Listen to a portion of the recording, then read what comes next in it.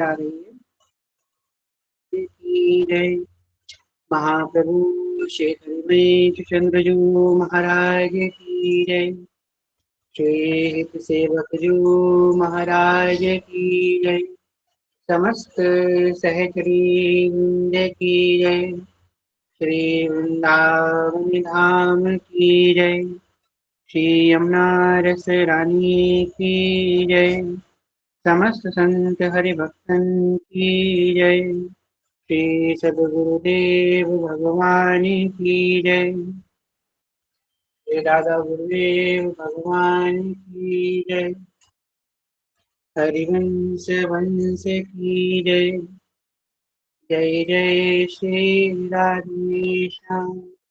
जय जय श्री राधेश्याम। जय जय श्री राधेश्याम। जय जय श्री हरिवंश। भक्ति भक्त भगवंत गुरु चतुर नाम एक। तिनके पद वंदन किए ना सही विघन अनेक। जनक सुता जग जननी जानकी। अतिशय प्रिय करुणा निधान की। जाके जुग पद कमल नवाऊं। तासु कृपा निर्मल मति पाऊं।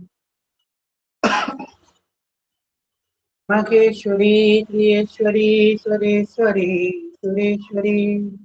त्रिवेद भारतीश्वरी प्रमाणिता शनीश्वरी। रमेश्वरी चमेश्वरी प्रमोदे कारिणीश्वरी। ब्रजेश्वरी ब्रजाधिपे श्रीराधिके नमस्ते। प्रथम श्री सेवक पद सिर नाम। प्रथम श्री सेवक पद सिर नाम। करऊ कृपा श्री दामोदर मोपे। श्री हरिवंश चरण रति पाऊं। प्रथम श्री सेवक पद सिर नाम। वीर श्री व्यास नंदन जुके। तुव प्रसाद सुजस रस गाम। श्री नागरिदास के तुम ही सहायक। रसिक अनन्य निकटि मन भाऊं। प्रथम श्री सेवक पद सिर नाम। प्रथम श्री सेवक पद सिर नाम। राधा करावचित पल्लव वल्लरी के। राधा पदांचल मधुर स्थली के। राधा यशो मुखर मध्य खगावली के। राधा विहार रुचिने रमता मनो में। वृंदावनेश्वरी तवैव पदारविन्दम्। प्रेमामृतैकमकरन्दरसौभपूर्णम्। विद्यर्पितं मधुपते स्मरतापमुग्धम्।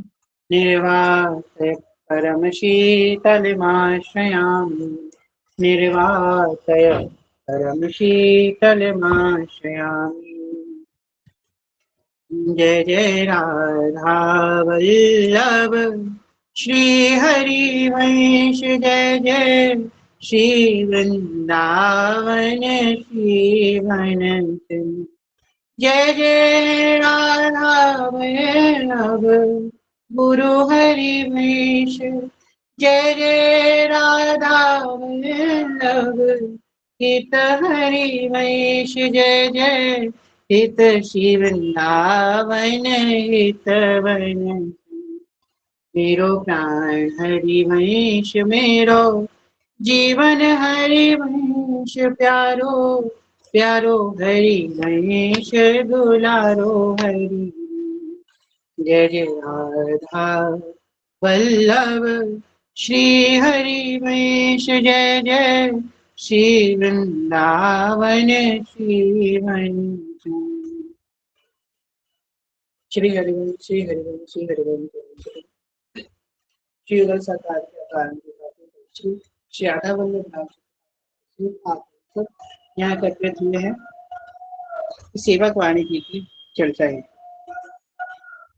और बड़े दिनों बाद आज श्री कृपा से हम लोग एकत्रित हुए हैं सेवक वाणी जी की चर्चा है। तो पूर्व की चर्चा में हम सबने प्रथम प्रकरण के प्रथम पद तक श्रवण किया।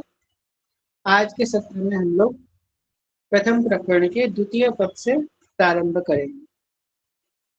पहले पद में हम सबने श्रवण किया कि सेवक वाणी जी का मंगलाचरण करते हुए सेवक जी महाराज हरिवंश नाम की महिमा गा रहे। मंगलाचरण के प्रथम पंक्ति में श्री सेवक जी महाराज वर्णन कर रहे हैं। श्री हरिवंश चंद्र सोनाम सब सुख सिंधु प्रेम रस नाम जाम घटी बिसरे नहीं। अपितु यहाँ पे उपदेश भी कर रहे हैं कि जाम घटी विसरे नहीं। ये जो श्री हरिवंश चंद्र का नाम है, कि क्षण भर के लिए भी हमें इसका विस्मरण नहीं करना है। अब द्वितीय पद में हम लोग प्रवेश करते हैं। यहाँ पे सेवक जी महाराज वर्णन कर रहे हैं। श्री वृंदावन वैभव जिति वर्णत बुद्धि प्रमाणो इति सवे हरिवंश की सखी सखा क्यों कहो निवेश तो मेरे मन की अवसेर तेरी सकल प्रभुता कहो। हरि हरिवंश भेद नहीं होए प्रभु ईश्वर जाने सब कोई दोई कहे नान्यता विश्वम्भर सब जग आभास जस बरनो हरिवंश विलास श्री हरिवंश गाहि हो। श्री वृंदावन वैभव जिति वर्णत बुद्धि प्रमाणो किति सबे हरिवंश।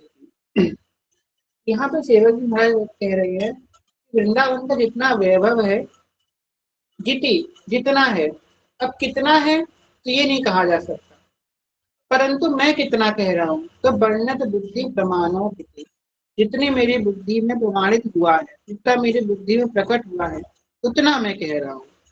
और तिथि सबे हरिवंश, वो भी किसकी कृपा से? हरिवंश की कृपा से। जो मेरे गुरुदेव ने मेरे हृदय में जो वृंदावन प्रकाशित किया, जितना प्रकाशित किया उतना ही मैं वर्णन करने जा रहा हूँ। देखिए अभी आज सिद्धांत विचार लीला का अध्ययन कर रहे थे।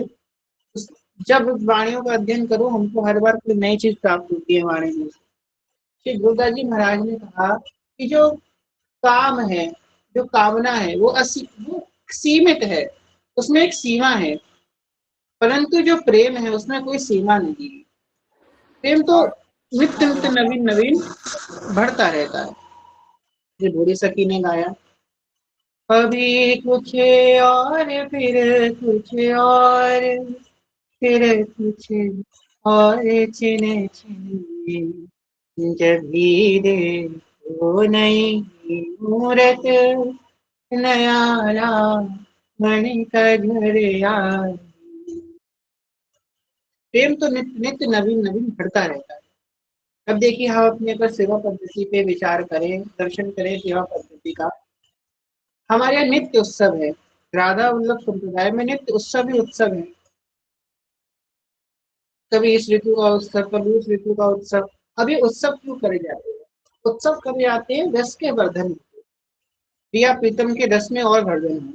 अब प्रिया प्रीतम रस की उन्मुक्तता में जब निमग्न होंगे तो उनकी रस की उन्मुक्तता का दर्शन करके सखियां अपने यहाँ रस में उन्मत्त होंगी। यही सखियों का रस है। प्रिया प्रीतम की रस की उन्मुक्तता का दर्शन करना ही सखियों का रस है। सखियों को और किसी दूसरी चीज में सुख नहीं है। प्रिया प्रीतम को सुखी देख करके ही वो सुखी। वृंदावन का वैभव क्या है? अपार है, अविचल है, वर्णन करने योग्य नहीं है। कि प्रबोधानंद सरस्वती जी के चरित्र में हम लोग देखते हैं, प्रबोधानंद सरस्वती जी को ब्रह्म ज्ञान प्राप्त था, परंतु जब अलग अलग लोगों के पास जो गए वृंदावन में, सबके मतों के पास गए, पर उनको मन को तृप्ति नहीं मिली। फिर मिल गए एक रसिक, उन्हें भेज दिया श्री जी महाराज के पास, तब जाकर के वृंदावन उनके अंदर प्रकट हुआ। यही कहा गया, सेवक जी कह रहे हैं तिथि सवे हरिवंश की, जो मैं कह रहा हूँ वो हरिवंश की कृपा से ही कह रहा हूँ। सखी सखा क्यों कहे निवेश, तो मेरे मन की अब शेर, तेरी सकल प्रभुता कहो। अभी थोड़े दिन पहले एक भैया का प्रश्न आया था कि श्री महाप्रभु जी ने तो आई ब्रज नारी, सुनत बंशी रब, गृहपति बंधु विसारे। तो ब्रज नारी की वहां पे बात हो रही है। ब्रज नारी का मतलब क्या हो गया, फिर यहाँ पे तो निकुंज जी की लीला की बात दर्शन कराई जा रही है। तो श्री महाप्रभु जी ने सॉरी, यहाँ पे तो ब्रज लीला का दर्शन कराया जा रहा है, तो महाप्रभु जी ने ब्रज लीला का भी गान किया है। हाँ, तो महाप्रभु जी ने ब्रज लीला का भी गान किया है। ऐसा नहीं है कि महाप्रभु जी ने सिर्फ निकुंज लीला का ही गान किया है, महाप्रभु जी ने ब्रज की लीला का भी गान किया है। परंतु यहाँ पे सेवक जी महाराज प्रमाणित करने वाले हैं, इसलिए कहते हैं 84 जी हरिवंश महाप्रभु जी की जो भी वाणी है, चाहे 84 जी सुधा निधि हो गए, यमुनाष्टकम, पत्र द्वय, स्फुट वाणी, ये सभी वाणी श्री महाप्रभु जी की जो है वो सेवक जी की वाणी को आधार लेकर के समझी जा सकती है।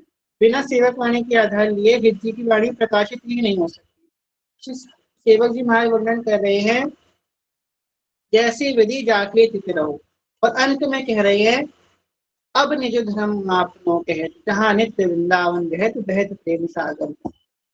तो महाप्रभु जी ने गाया तो हर रस को, जैसी विधि जाके तिथ रहो, जो जिस जैसी जैसी जाहि सुहाई, जो जिस भाव से उनके पास आया उन्होंने उसको उस मार्ग का उपदेश दिया।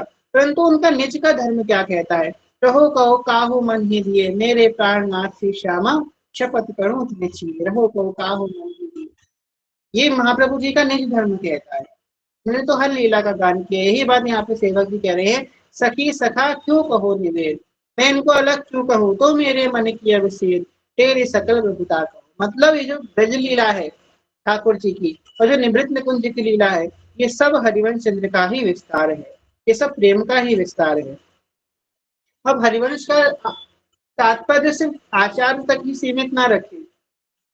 श्री हरिवंश चंद्र का जो तत्व है, प्रेम जो तत्व है, प्रेम तो सब जगह व्याप्त है। अगर किसी भी उपासना पद्धति से हम मतलब प्रेम को निकाल देंगे तो निरस हो जाएगी।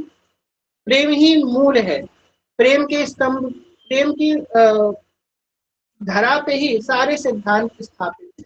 अगर धरा ही खिसक जाएगी तो सारे तो एकदम गिर पड़ेंगे।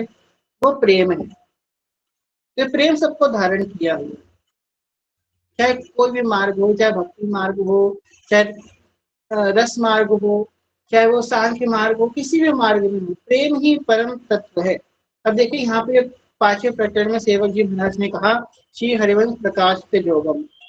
अगर योगी हरिवंश चंद्र का नहीं भजन कर रहे हैं, फिर भी वो अंतोगता उन्हीं की प्राप्ति करते हैं। जैसे भगवान ने गीता में कहा कि जो लोग मुझे डायरेक्ट भजन नहीं कर रहे हैं और देवी देवताओं का भजन कर रहे हैं, पर वो अंतोगता मुझे ही प्राप्त कर रहे हैं। क्यों? क्योंकि ये तो सब शाखाएं है ना, जड़ तो भगवान ही है। ऐसे ही जो मूल है वो प्रेम है, वो हित है, बाकी तो सब अलग अलग शाखाएं हैं। इसलिए यहाँ को सेवक जी ने कहा, तेरी सकल प्रभुता कहो, जितनी प्रभुता है श्री महाप्रभु जी आपकी ही प्रभुता है, इस हरिवंश नाम की हित तत्व की ही प्रभुता है, तो सब जगह विस्तार हो रही है। हरि हरिवंश भेद नहीं होए, प्रभु ईश्वर जाने सब कोई, दोई कहे नानन्यता। हरि हरिवंश भेद नहीं, यही यही बात लेकर के हमको आगे सेवा बढ़े प्रवेश करना है। अगर आपको सच बताएं, अगर आप सिर्फ इतना मान के चलेंगे कि हमारे इष्ट राधा वल्लभ लाल हैं, ये हमारे गुरुदेव हैं, ये हमारे इष्ट हैं, ये हमारे आचार्य हैं हरिवंशी, तो पूछे हरिवंशी कौन है, तो हरिवंशी हमारे आचार्य हैं। अगर सिर्फ इतनी ही हमारी मानसिकता है तो सेवक वाणी के आगे का रास्ता हम पार नहीं कर पाएंगे। इसी सेवक वाणी में कहा गया, श्री हरिवंश करत नित्य केली, छिन छिन पति नव नव रस झेली। अब यहाँ पे तो आदमी फंस जाएगा, श्री हरिवंश करत नित्य केली। अब केली तो दो लोगों में होती है ना, प्रेम का विस्तार के लिए दो लोग आवश्यक हैं, एक व्यक्ति आवश्यक नहीं है। प्रेम का विस्तार दो लोगों में होता है, एक प्रेम प्रदान करता है, एक प्रेम का आस्वादन करता है। प्रेम एक से नहीं, जब प्रेम में द्वैत होते हैं, अद्वैत नहीं है प्रेम में। यद्यपि तत्व जो तत्व है वो अद्वैत है, वो हित तत्व है, वो दो नहीं है, वो एक ही तत्व है, परंतु प्रेम के विस्तार के लिए दो रूप धारण करने पड़ते हैं। एक जो प्रेम को प्रदान करेगा, जो प्रेम का आस्वादन करेगा। अब यहाँ पे अगर कहा गया श्री हरिवंश प्रकृत केली, अब कोई व्यक्ति सिर्फ आचार्य मान रहा है तो वो तो ये सोचेगा ना आचार्य चरण हमारी केली कर रहे हैं। यहाँ पे सेवक जी कह रहे हैं श्री हरिवंश प्रकृत केली, हा हरि रा राधा वा वृंदावन सा सहचरी, ये केली कर रहे हैं। तो यहाँ पे ये प्रमाणित कर दिया, द्वितीय पद में कह दिया कि भाई यहाँ से ये समझ के तुम चलो जो आगे तुम रस का पान करोगे। हरि हरिवंश भेद नहीं हुए, हरि और हरिवंश में किंचित भेद नहीं है। और हरि का यहाँ पे तात्पर्य क्या है, तो हमें वृंदावन में एक बहुत रसिक थे, बड़े सुंदर, उन्होंने हमको बहुत समय पहले एक बात बताई थी कि सेवक वाणी में जहाँ जहाँ हरि आया है, तहाँ हरि का मतलब वो चतुर्भुजी नारायण की बात नहीं करी गई है। यहाँ पे कौन हरि है, हा हरि रा राधा, जहाँ जहाँ सेवक वाणी में हरि शब्द आया है तहाँ तहाँ श्री युगल सरकार की बात करी गई है, प्रिया प्रीतम की बात करी गई है। तो यहाँ पे सेवक जी कह रहे हैं प्रिया प्रीतम और हरिवंश चंद्र में किंचित भेद नहीं, हरि हरिवंश भेद नहीं हुए, इनमें भेद ना करें, इनमें बिल्कुल भेद नहीं है। प्रभु ईश्वर जाने सब कोई, जिस प्रकार पर्यायवाची हम सब ने पढ़ा है, प्रभु ईश्वर विश्वम्भर जग आभास, ये सब जो है पर्यायवाची है। इसी प्रकार जिस प्रकार पर्यायवाची शब्दों में भेद नहीं होता, इसी प्रकार हरिवंश में और हरि में किंचित भी भेद नहीं, ये बात हम माने। जो साधक अपने गुरुदेव भगवान में भगवत भाव कर लेता है, उसको वो वस्तु की प्राप्ति हो जाती है जो वस्तु गुरुदेव के हृदय में विराजमान होती है। बड़ी प्रमाणित बात है, और ये हर किसी के बस की बात नहीं होती है। दीर्घ काल के अभ्यास के बाद, दीर्घ काल के भजन के बाद कभी ऐसी भाव जाकर के पुष्ट होता है कि मेरे गुरु ही जो है वो हरि है, हरि हरिवंश भेद नहीं हुए। ये बात बहुत मुश्किल से, श्री हरिवंश को धर्म प्रसिद्ध समझे ना अलप तप, सेवक जी कह रहे अलप तप ही नहीं समझ पाएगा इसको, जिसने ज्यादा भजन नहीं किया है वो ऐसे ही है, अपनी मर्जी से सब काम करता है, जब मन चाहता है तब भजन करता है, जब मन चाहता है तब माला उठाता है, जब मन चाहता है वाणी उठाता है। नियम नहीं है जिसके जीवन में, वो नहीं समझ पाएगा हरिवंश चंद्र के धर्म को। अब हम लोग सोचते हैं कि हमें अपने आप को बांधना नहीं है, बांधना नहीं है, तो देखिए किसी एक चीज से छुड़ाने के लिए दूसरी चीज में हमको अपने आप को बांधना ही पड़ेगा, क्योंकि हमारा स्वभाव बन गया है बंधन का। अब या तो आप माया के बंधन में रहें या तो गुरुदेव के बंधन में रहें, परतंत्र नहीं रह सकते। अगर परतंत्र रह लेंगे तो फिर मुक्ति हो जाएगी, वो तो मुक्त अवस्था हो गई परतंत्र का। अब हम तो शरणागत है ना, तो हमको या तो माया के सॉरी स्वतंत्रता, स्वतंत्रता की बात करते, अगर स्वतंत्र हो गए तो वो तो फिर मुक्ति की बात हो गई। परतंत्रता की बात, या तो हमको माया के परतंत्रता में रहना है या तो गुरु की परतंत्रता में रहना है। अभी हमारे ऊपर हमको किसकी स्वीकार करनी है, या तो माया के शरणागत हो जाए या तो गुरुदेव के शरणागत हो जाए। माया के शरणागत हो जाएंगे तो हो सकता है उस समय थोड़ा सुख मिले, आनंद मिले, थोड़ी यश कीर्ति मिल जाए, पर दीर्घ काल का शोक मिलेगा, दीर्घ काल का दुख मिलेगा। परंतु अगर गुरुदेव के शरणागत हो तो हो सकता है थोड़े समय हमको लगे कि यार बड़ी प्रतिकूलता आ रही है, जो चाह रहे हैं वो नहीं मिल रहा है, ये भी आ रहा है वो भी आ रहा है, पर हंस के स्वीकार करने लग जाए। आप समझ लीजिए आप जीत गए जीवन में, अगर आपने हंस के स्वीकार करना प्रारंभ कर। और भगवान ऐसे साधक को दीर्घ काल तक ऐसे उसको ठोक ठोक कर उसको इस लायक बना भी देते। भगवान बड़ा प्रेम करते हैं उस साधक से, जो हर परिस्थिति को हंस के स्वीकार कर लेता है, जैसी मेरे प्रभु की इच्छा, हर परिस्थिति को हंस के स्वीकार करता है। बड़ा प्रिय होता है वो साधक प्रभु को। तो मूल बात यह है कि गुरुदेव भगवान में हमारा भगवत भाव हो जाए, बड़ी विलक्षण बात।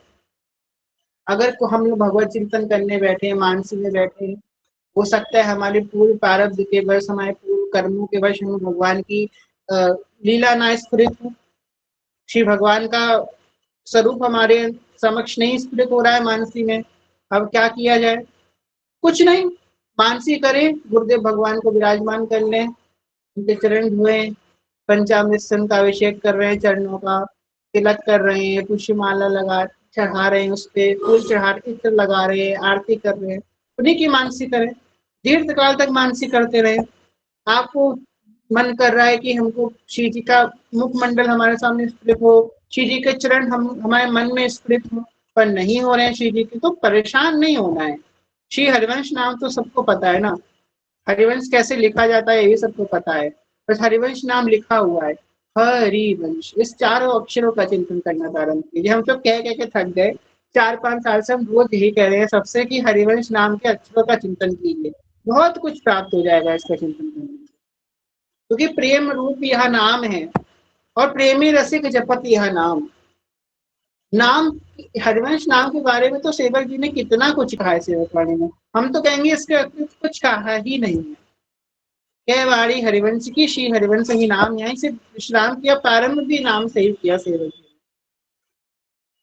इसलिए हमको यहाँ पे ये बात ध्यान रखनी है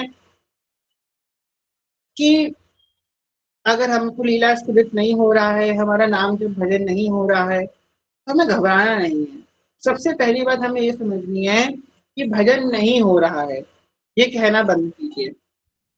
भजन नहीं हो रहा, भजन होगा कैसे? आप क्या चाहते हैं? आप बैठे, आपके हाथ में अपने आप उड़ के आ जाए माला, चलो माला करो। या आप बैठे, आपकी गोद में अपने आप उठ के वाणी जी खुल के आ जाए जादू से, चलो वाणी जी चलने लग जाए। ऐसे नहीं होता है, भजन होता नहीं है, भजन करना पड़ता है, और शुरू में तो जरूर करना पड़ता है। अब आप सोचिए, आपको 2-3 महीने हुए हैं भजन करते करते, हमारा तो भजन में मन नहीं लग रहा। भजन में क्यों मन लगेगा? मन मन आपका भजन में थोड़ा ना लगेगा, मन को लगाना पड़ेगा भजन में। मन अच्छी चीजों में नहीं लगता है, क्यों नहीं लगता? क्योंकि मन का अभ्यास नहीं है अच्छी चीजों में लगने का। और इसमें मन की भी गलती नहीं है, हमने सब गलत चीजें पकड़ाई हैं, गलत हैबिट पकड़ाई है, गलत चीजें पकड़ाई हैं, गलत चिंतन पकड़ाया है, तो वही हमारे सामने परोस के रखता है। अब हम उसको अच्छा चिंतन पकड़ाएंगे तो वो हमारे सामने परोस के रखेगा। अब कोई जीव है जो दीर्घ काल तक श्री जी की सेवा में तत्पर रहता है, रोज वो श्री जी के अष्टयाम करता है, तो धीमे धीमे उसका चिंतन संसार से हटके श्री जी के अष्टयाम का चिंतन उसका अपने आप होने लग जाएगा, उसके मन का परिवर्तन होने लग जाएगा। पहले वो सोचता था कि मुझे यहाँ से धन चाहिए, वो करना है, फिर वहां पे घर बनाना है, दुकान बनानी है, मकान बनाना है, ये करना है, वो करना है। अब वो सोचने लग जाएगा कि मुझे श्री जी को शुक्रवार को गुलाबी ड्रेस पहनानी है, बृहस्पति को पीली ड्रेस पहनानी है, उस पीली ड्रेस के संग नीली माला पहनाएंगे तो अच्छा लगेगा, लाल ड्रेस के संग पीली माला पहनाएंगे तो अच्छा लगेगा, वो यही सोचेगा, उसको यही चिंतन चलेगा। अरे श्री जी को मंगला में क्या भोग लगाएंगे, अच्छा राजभोग में क्या बनाएंगे, श्री जी की सेवा को तो चिंतन होने लग जाएगा। अगर श्री जी के सेवा में नहीं तत्पर है तो उसे सिद्धांत का चिंतन होगा। अच्छा सेवक जी ने ये बात यहाँ पे कही, इसका इसके बीच में क्या बात है? चिंतन करेगा, विचार करेगा, धीमे धीमे ग्रंथि खुलने लग जाएगी। या वृंदावन जाएंगे अब की तो यहाँ पे जाएंगे, यहाँ के दर्शन करेंगे, उन रसिक के पास बैठेंगे, ये चर्चा करेंगे, ये सब बातें उसके मन में आने लग जाएंगी। सत्संग में कोई बात सुनी होगी, उस बात का चिंतन होने लग जाएगा कि सत्संग में हमने वो बात सुनी थी, इसका इसके पीछे क्या रहस्य होगा, अच्छा ये तो ये बात प्रमाणित है, ये चिंतन होने लग जाएगा उस साधक का। ये कैसे हुआ? दीर्घ काल तक भजन करने से। इसलिए बिल्कुल घबराने की आवश्यकता नहीं है।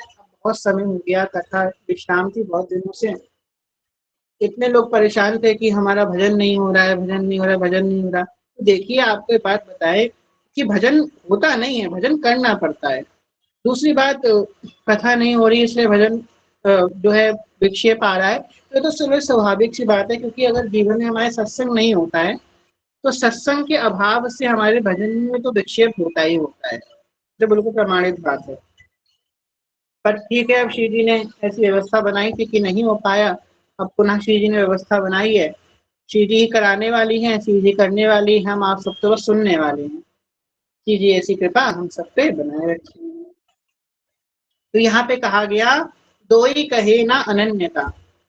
अनन्यता हमारी नहीं होगी अगर हम इन दोनों को दो कहेंगे। किसको? हरि को और हरिवंश को। इनमें किंचित भी भेद नहीं है, जो हरि है सो ही श्री हरिवंश है। भोरी सखी का वो पद हम लोग याद करें। चलिए आप हम सब लोग गुनगुनाते हैं, आप लोग भी मेरे पीछे पीछे गाइएगा। ठीक है। कि प्यारी जू को मेरी सुधि कौन करावी, कौन कृपालु गरीब दुखी की बरबस जावे। मेरी लाडोजू को मेरी सुधि कौन करावी। श्री हरिवंश चंद्र बिन भोरी, श्री हरिवंश चंद्र बिन भोरी, को यह आस बुझावे। श्री राधे जू को मेरी सुधि कौन करावे। मेरी श्यामा जू को मेरी सुधि कौन करावे। तो वही है जो हमको प्रिया जी के निकट ले जाने वाले हैं, अन्यथा हम लोग बहुत दूर हैं प्रिया जी से, बहुत दूर हैं, कभी नहीं पहुंच सकते। लाल जी से दूर हैं, प्रिया जी तो और अगम्य तत्व हो गई, प्रिया जी का तत्व तो और भी ज्यादा गोपनीय है। इसलिए भाई प्रिया जी से बहुत दूर है, पर अगर हिस सजनी के शरणागत हैं तो उनसे बहुत पास है। तो शरणागति हमें याद रखनी है। हम बार बार भूले ना कि हम किसके शरणागत हैं, हम कौन हैं, हमारा कर्तव्य क्या है। तो कुछ कुछ समय याद रहता है और फिर थोड़े दिनों बाद हम भूल जाते हैं हम कौन है। संसार में रहते हैं, इधर उधर से बहुत सारी बातें पता चलती हैं, तो मन में यही आता है कि साधक कैसे भूल जाता है कि हम कौन हैं। आप एक बात सोचिए कि जब हमको हमारे गुरुदेव भगवान स्वीकार करते हैं तो वो हमारी जिम्मेदारी लेते हैं, और सोचिए उन्होंने हम कितना विश्वास होगा उनको हम पे कि उन्होंने हमको दीक्षा प्रदान करी, उन्होंने हमको शरणागति प्रदान करी, कितना विश्वास करके हमको मंत्र प्रदान किया होगा। आप खुद सोचिए गुरुदेव भगवान ने हम पे कितना विश्वास किया होगा। नाम सुकृत धन अपनी जीवनी, अति हित मान देत वरदान। और हम कुछ ऐसी चेष्टाएं कर देते हैं कि हम वो संबंध भी भूल जाते हैं। अब हम सामान्य जीव नहीं हैं, हमारी एक एक चेष्टा चीज के अनुकूल होनी चाहिए। बहुत सोच समझ के हमको बोलना है, बहुत सोच समझ के कुछ कार्य करना है, बहुत सोच के हमको हर चीज करनी है। ये नहीं मन में जो आया सो हम कर देंगे, नहीं। हम बहुत बंधनों से बंधे हुए हैं, बहुत मर्यादाओं में है हमारा जीवन। हम कुछ ऐसा नहीं कर सकते जिससे हमारे मन कर्म वचन से ऐसी कोई भी एक चेष्टा हो जाए जिससे हमारे गुरुदेव के ऊपर बात आए। बहुत ध्यान से एक साधक को फूक फूक के कदम रखना है इस मार्ग में। क्योंकि क्या होता है कि चलने में तो बहुत समय लग जाता है, पर गिरने में समय नहीं लगता है। जैसे जो जीना होता है ना, जीना चढ़ने में ज्यादा ताकत लगती है, तो उतरने में क्या खटाखट खटाखट एकदम उतर जाता है। बस वही बात है, ऊंचाई तक पहुंचने में साधन मार्ग में बहुत समय लगता है। दीर्घ काल तक नियम करेगा, जप करेगा, अपने संयम में रहेगा, मन को मारेगा, सब करेगा साधक दीर्घ काल तक। पर कोई एक ऐसी गलती उससे हो जाती है, सब कराया कराया लीक जाता है, सब बर्बाद हो जाता है। तो ऐसी गलती हमसे ना हो, उसके लिए हमें नित्य सत्संग करना चाहिए। अगर कोई जीवन में अपनी नियम बना ले कि मैं रोज सत्संग करूंगा, ये सत्संग में हम कैसे कहें कि आप ये वाला सत्संग करें, क्योंकि ये सत्संग तो बहुत रुक रुक के होता है। कोई भी सत्संग आपने जीवन में बना ले कि हम रोज 1 घंटा सत्संग सुनेंगे ही सुनेंगे, कथा सुनेंगे ही सुनेंगे। भले कैसे सुने, अगर समय नहीं है तो काम करते करते कान में लीड लगा के सुन लेंगे, पर कथा रोज सुनेंगे। कोई भी महापुरुष की कथा, इतने बड़े बड़े महापुरुषों की कथा आपको यूट्यूब में मिल जाएगी, कथा रोज सुनेंगे तो आपको प्रतीत होने लग जाएगा कि आपके जीवन में जो रोज नए नए जो प्रश्न उत्पन्न हो रहे हैं, जो आपके जीवन में जो जो परिस्थितियां आ रही हैं, उन सबका जवाब उस सत्संग में आपको भगवान देते रहेंगे। ऐसा प्रभाव होगा सत्संग का। सत्संग जरूर हमको रोज सुनना चाहिए। बिनु सत्संग विवेक ना हो, विवेक नहीं आता है बिना सत्संग के, और राम कृपा बिनु सुलभ न सो। ये सत्संग जो है बिना भगवान की कृपा के सुलभ नहीं हो सकता। कई बार कहा है आप लोग देखिए सेवक जी ने भी यहाँ पे बोला है, मलेच्छ सकल पहु में भरे। पहु में मतलब इस वसुंधरा पे, इस धरा पे। तो मलेच्छों का तो भाई, मलेच्छ हैं जो अधर्मी हैं, वो तो आपको हर जगह मिल जाएंगे, जो आपको धर्म से भटकाने वाले हैं। और धर्म से भटकना बहुत आसान है, कलयुग में तो बहुत ही आसान है। आप में से कोई ऐसा व्यक्ति, यहाँ पे इतने सारे लोग बैठे हैं, करीबन 40 या इतने ही लोग बैठे हैं, 40-50 लोग बैठे हैं, आप में से कोई भी ऐसा एक व्यक्ति नहीं है जिसको धर्म से भटकना ना आता हो। धर्म से सब कोई भटक सकता है।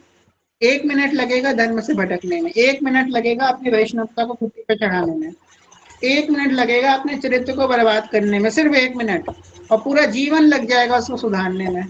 तो धर्म में चलना बहुत कठिन है। अधर्म में तो जाना बहुत आसान है, एक कदम किया अधर्मी हो गए, बहुत मुश्किल है। जो सत्संग होता है उनको प्रेरणा देता है, धर्म में चले, चरित्र पे अपने ध्यान दें, अपने चरित्र का निर्माण करें, भक्ति करें, नाम जप करें, भगवान की प्राप्ति करनी है। अपने हमारा उद्देश्य क्या है, बार बार सत्संग आपको याद करवाता है, तुम्हारा जन्म क्यों हुआ है मत भूलो, दुनियादारी की सब चीजों में उलझ जाओ, उठना है, यहाँ जाना है, वहां जाना है, ये करना है, वो करना है, सो जाना है, फिर उठना है, ये वो करना है, फिर सो जाना है, इसमें ना जूझते रहो। इसके बीच में तुम ये सोचो तुम्हारा जन्म क्यों हुआ है, क्या यही करने के लिए जन्म हुआ है? निद्रा, आलस, भय, मैथुन, बस ये 4 चीजें करने के लिए जन्म हुआ है क्या? नहीं, हमारा जन्म हुआ है भगवत प्राप्ति करने के लिए। मानुष को तन पाए भजो ब्रजनाथ को, दरवी लेके मोड़ रावत हाथ। हाँ प्रभु जी कह रहे हैं, मानुष को तन पाए भजो ब्रजनाथ। ये मनुष्य का जो तुमने जो तन पाया है, ये देव दुर्लभ है, देवताओं के लिए भी दुर्लभ है। आप कहोगे देवता तो बड़े आनंद में रहते हैं, देवताओं के लिए कैसे दुर्लभ हो गया? तो देवता पुण्य नहीं कर सकते, देवता जो है भजन नहीं कर सकते। देवता क्या है भाई? अब आप और हम भी ब्रह्मा बन सकते हैं, ब्रह्मा बनना कोई कठिन नहीं है। कुछ यज्ञ है, कुछ अनुष्ठान है, वो कर लिया, ब्रह्मा बन गए। पर सीधी के अंग सहचरी बनना बहुत कठिन है, वो बिना हित सजनी के शरणागत हुए नहीं हो सकता। हित सजनी के आगे रुदन करे बिना, हित सजनी के दरबार में अपनी हाजिरी लगाए बिना वो काम नहीं हो सकता। ये जो सखियां हैं श्री प्रिया जी की, लता, विशाखा, चंपक, चित्रा, इनकी शरण में जाए बिना ये कार्य नहीं हो सकता कि अब प्रिया जी के निकुंज में पहुंच जाएंगे। कोई यज्ञ नहीं, कोई साधन उसे नहीं प्राप्त करवा सकता। किसी में इतना सामर्थ्य नहीं है कि प्रिया जी की अंग सेवा हमको प्रदान करा सके। तो प्रिया जी की अंग सेवा कैसे प्राप्त होगी? सखियों की कृपा से प्राप्त होगी। प्रथम सखियों की कृपा मनाओ, तब यह रस को किनका पाओ। खैर मूल बात अगर हम यहाँ पे समझें तो यही है कि भाई अधर्म में चलना बड़ा आसान है, पर धर्म में चलना बहुत कठिन है। और अगर हमको कभी सत्संग मिल गया है तो समझ लीजिए भगवान की अत्यंत हम पे कृपा हुई है। भगवान चाहते हैं कि हम उनको स्मरण करें, उनके पास चले जाएं, उनको उनके स्मरण में रहें, उनके चिंतन में रहें। और भगवान का चिंतन करने का मतलब ये नहीं होता है, कई लोग सोचते हैं कि भगवान का चिंतन करेंगे तो सब कुछ छोड़ के अब बस भगवान का ही चिंतन करेंगे, सब कुछ छोड़ देंगे। सब कुछ छोड़ना आसान होता है? लोग कहते हैं ना, अरे ये तो नाम जब करने लगे सब छोड़ देंगे। सब छोड़ना आसान नहीं होता है। आप देखिए जो सब छोड़ के बैठे हैं वो भी सब में लगे हुए हैं, जो सब छोड़ के आए हैं क्या वो सब छोड़ दिए हैं? सब छोड़ने वाला भी सब कुछ नहीं छोड़ सकता। हमारे यहाँ तो अनुराग की उपासना है, अनुराग की उपासना, प्रेम की उपासना है। तो भाई यहाँ पे कहने का भाव ये है कि धर्म में हमको चलना है, भगवान को अपने जीवन का एक हिस्सा हमको बना लेना है, एक अंग बना लेना है भगवान के नाम को। जैसे कि हमारे कान है, हमारा आँख, ये हमारे जीवन का अभिन्न अंग है, हमारे शरीर का अंग है। क्या ये हमसे अलग हो सकता है? नहीं हो सकता है, हमारे शरीर का अंग है। ऐसी भजन हमारे जीवन का एक अंग होना चाहिए, हमारे अद्वितीय हमारा अंग होना चाहिए, जो हमसे अलग ना हो। करना है तो भजन करना ही है, जीवन में अपने उद्देश्य बनाएं। कई बार हमने कहा, आज भी कहेंगे कि हमें अपने जीवन में कोई ना कोई नियम जरूर बनाना चाहिए। कुछ नहीं हो रहा है आप लोगों से तो कम से कम इतना से चालू करें कि कम से कम मैं रोज एक माला श्री हरिवंश नाम की करूंगा, 108 बार श्री हरिवंश करूंगा, 84 जी का एक पद, कोई भी एक पद मैं रोज पढ़ूंगा, इतना ही अगर नियम बना ले, इतने नियम से ही आपको प्रेम रस की प्राप्ति निश्चित निश्चित हो जाएगी। पर नियम से हर चीज करना बहुत जरूरी है। नियम हमको ऐसे बांधता है कि हमको संसार से वो छुड़ा करके ले जाता है। अभी पावस ऋतु का उत्सव चल रहा है, आषाढ़ का महीना है, पावस ऋतु का प्रभाव है। पावस मतलब वर्षा ऋतु का प्रभाव है। वर्षा ऋतु में बड़े सुंदर सुंदर पद 84 जी के गान करे जाते हैं। नयो नेह नवरंग नयो रस, ये तो पावस ऋतु का ही पद है। इस प्रकार प्रिया जी के सामने बैठे उनको ये पदों को सुनाया कीजिए, बड़ा आनंद आएगा प्रिया जी को। आप लोगों को राग रागिनी कुछ नहीं आता, नहीं आने दीजिए। भाव तो ऐसा हो सकता है ना, जितना भाव आपको आ सकता है उस भाव से गाएं। देखिए सखियां पता क्या होती हैं, सखियां सेवा में प्रवीण होती हैं। सखियां ये चाहती हैं कि हम अच्छे से अच्छी चीज श्री जी को सर्व कर सके, चाहे वो भोजन के लिए हो, चाहे वस्त्रों के लिए हो, चाहे वो सेवा के लिए हो, अच्छी चीज शिव जी के सामने प्रस्तुत कर सके। सखियां जो है नृत्य में प्रवीण होती हैं, गायन में प्रवीण होती हैं, क्यों? प्रिया जी को अच्छे से रिझा सके। यद्यपि प्रिया जी टूटी फूटी वाणी सुन के भी रीझ जाएंगी। प्रिया जी बेताल जो नृत्य होता है, जो ताल से भंग नृत्य है, जैसे आजकल टेढ़ा मेढ़ा, ये सब ताल से भंग नृत्य है। आप लोगों ने सुना होगा सुगंध नाचत नवल किशोरी, सुगंध एक नृत्य शैली होती है। अब यहाँ से चलो ये थोड़ी हटके बात हो जाएगी, पर आप लोगों को पता होना चाहिए, जो प्रिया जी जो सुगंध नामक नृत्य, प्रिया जी जिसमें जो नृत्य करती हैं रास में, सुगंध नामक नृत्य, वो नृत्य कैसा होता है? ताल पे किया जाता है। जो ताल होगी तहाँ ही प्रिया जी के चरण जाएंगे, दूसरी ताल होगी तहाँ प्रिया जी का हस्त कमल जाएगा। तो तालों के बिहाफ पे वो नृत्य करती हैं शिवप्रिया जी, ऐसे नहीं कहीं कैसे भी कर दिया, तालों के ऊपर आधारित वो नृत्य होता है। तो ये सब क्यों सीखती हैं सखियां, कि प्रिया जी को अच्छे से अच्छी चीजें प्रस्तुत कर सके। गायन की बहुत सारी शैली होती है। हमारे राधा वल्लभ जी में आज भी जो समाज होती है वो ध्रुपद की शैली में होती है। ध्रुपद की शैली आप लोगों ने जब भी समाज में जाएंगे तो आप देखेंगे कि एक पद की एक लाइन को बार बार रिपीट करके गाया जाता है। किसने ये बात ऑब्जर्व करी, अपना हैंड रेज कीजिए, कि समाज गायन में एक ही लाइन को बार बार रिपीट करके गाते हैं। आप लोगों ने अगर राधा वल्लभ मंदिर में नहीं देखी होगी तो कम से कम जो आजकल रील में ही लोग डाल देते हैं, तो समाज गायन की ऑडियो लगा के, या एक यूट्यूब पे मेरुन लस नाम से चैनल, उसमें भी आपने सुना होगा, एक ही पद को बार बार रिपीट करके गाया जाता है। तो ये शैली होती है ना, इसको ध्रुपद बोलते हैं। ध्रुपद कौन सी? गंधर्व गान की शैली है। गंधर्व जो होते थे ना, भगवान को रिझाते थे, वो इस शैली में गाते थे। कभी शिव जी कृपा हुई, आज तो पहला दिवस है, अब आज पहले दिवस में हम ध्रुपद चालू कर देंगे, आप लोग कहेंगे यार आज तो हम सुनने आए थे, ये तो हमें गाने सुनाने लगे, हम तो कथा सुनने आए थे। चलिए आज नहीं, कल सुनाएंगे आप लोगों को, ठीक है? श्री कृपा से थोड़ा श्री जी ने सिखाया है तो प्रयास करेंगे। ये लंबा ब्रेक हमने इसीलिए लिया था कि थोड़ा अपने आप को परिपक्व करें श्री जी की सेवा के लिए। टूटी फूटी सेवा तो श्री जी वो भी स्वीकार करती है, पर सखी का भाव तो ये होता है ना कि उसे अच्छे से सेवा करने को मिले। चलिए अब तृतीय पद में से सेवक जी महाराज वर्णन कर रहे हैं।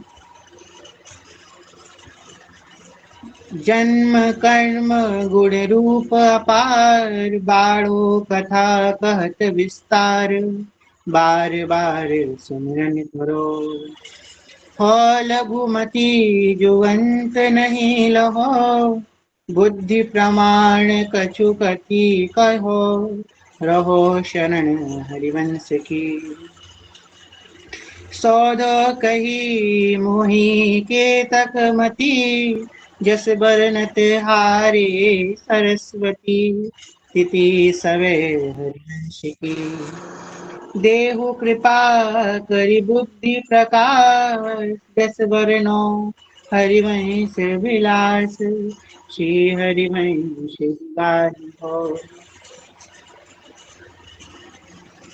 जन्म कर्म गुण रूप अपार, यहाँ पे कह रहे हैं सेवक जी महाराज, जो हिरजी महाराज हैं, इनके जन्म, कर्म और गुण रूप, ये चारों जो है ये अपार हैं, इसका मैं वर्णन नहीं कर सकता। इनके जो जन्म की लीला है, अब देखिए जो महाप्रभु जी का जो चरित्र है वो किसी रसिक ने पूरे फॉर्म में नहीं लिखा, किसी भी रसिक ने कि उन्होंने महाप्रभु जी का पूरा चरित्र ढंग से लिखा हो, एकदम फॉर्म में लिखा हो। क्यों नहीं लिख पाए? क्योंकि जब वो महाप्रभु जी का रसिक चरित्र लिखने गए तो प्रिया प्रीतम में डूब गए, अब उससे बाहर ही नहीं निकल पाए। क्योंकि चरित्र अगर प्रारंभ करना होगा तो विश्राम भी तो करना होगा ना। अब वो उसी में रमण करते रह गए। ये प्रेम सागर है ना, प्रेम सागर में जो एक बार चला गया वो वापस आ सकता है? नहीं आ सकता। तो यही स्थिति उन रसिकों के हृदय की हुई। जब वो इस हरिवंश चरित्र में डूबे, हरिवंश नाम में डूबे, तो वो इतना डूब गए कि वो इससे बाहर नहीं निकल पाए, इसलिए वो इसमें रमणी करते रह गए। इसलिए किसी रसिक ने ऐसे मूल रूप से हरिवंश जी का चरित्र नहीं गाया। अभी केलिकुंज से वाणी जी प्रकाशित हुई है कि हरिवंश चरितमृत करके, उसमें हरिवंश जी का चरित्र अच्छे से दिया हुआ है। उसके पूर्व अभी तक ऐसी कोई वाणी उपलब्ध भी नहीं थी ढंग की कि इसमें हरिवंश जी का अच्छे चरित्र वर्णन किया गया। सेवक जी ने भी यहाँ पे कह दिया, बाणों कथा कहत विस्तार। अगर मैं इसका विस्तार करने बैठ गया तो एक कथा ही बढ़ जाएगी मतलब बहुत आगे बढ़ जाएगी, बहुत विस्तार हो जाएगी कथा। सात समुद्र की मसी कहूँ, लेखन सब बन राय, सब धरती कागज करूँ, पर गुरु गुरु लिखा ना जाऊं। अब जब शिष्य सेवक जी जैसा हो तो क्या वर्णन हो सकता है?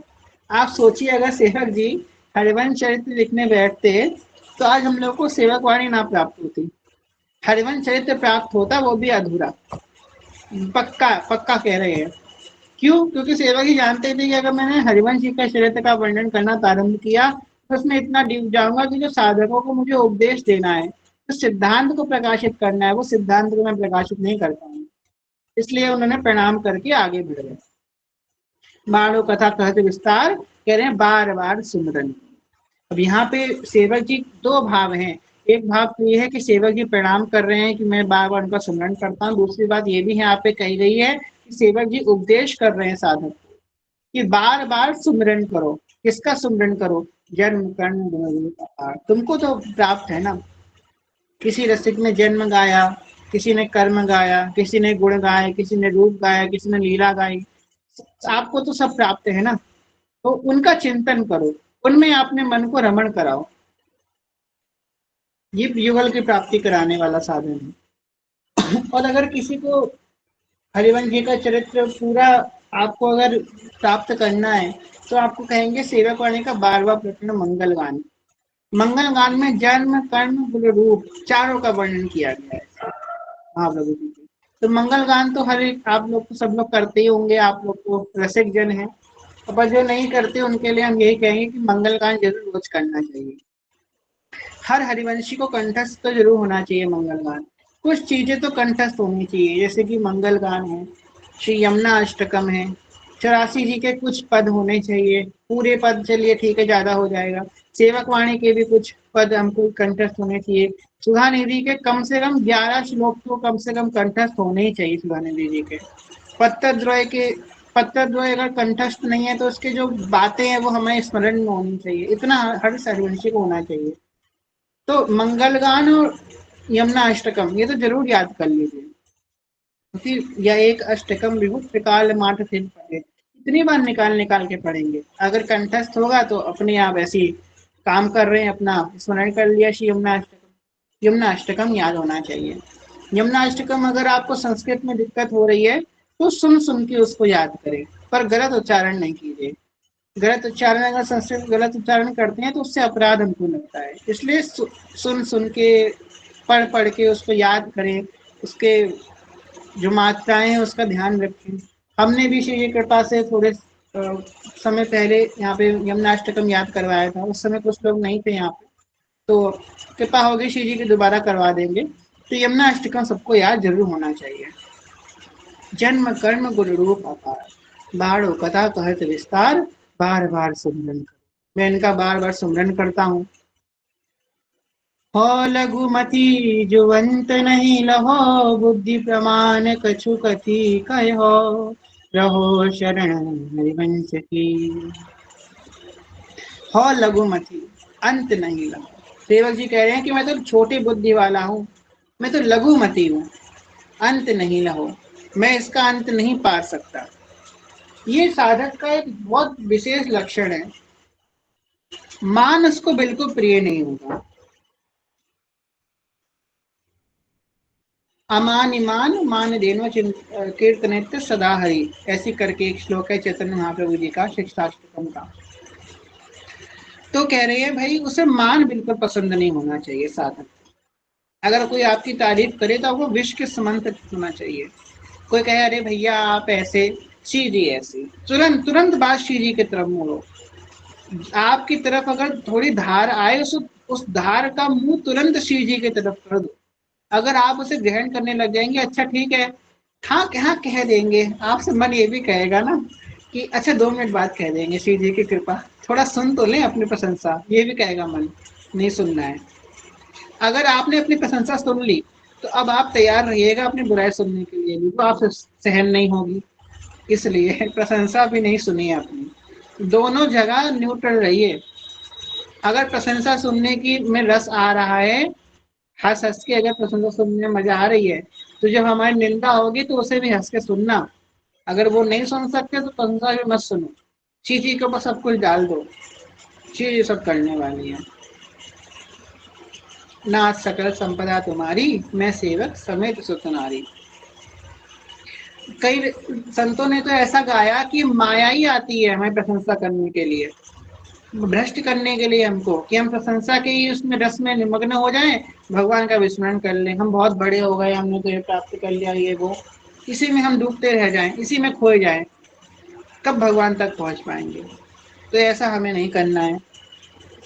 जो कुछ हमारे पास आए सब हमको श्री जी के चरणों में, गुरुदेव भगवान के चरणों में अर्पित कर देना चाहिए। धरना अपने पास कुछ नहीं चाहिए। कई लोग बहुत चीजें लेकर के चलते हैं, अमुक पुण्य किया था उस समय, अब वो याद है, यहाँ पे भी बड़ी हानि है। अच्छा मैंने 5 साल पहले ये करवाया था, वो 4 साल पहले ये किया था, 10 साल पहले ये किया था, सब याद है, जो जो पुण्य किया था सब याद है महाराज को, पर अभी 2 घड़ी पहले कौन सा पाप किया था वो नहीं याद होगा। और गोविंद तो सब देख रहे हैं, वो उनसे छुपा है कुछ, ठाकुर जी सब देख रहे हैं, अब वो तो सब लिख रहे हैं, वो तो बुराई भी लिख रहे हैं, अच्छाई भी लिख रहे हैं।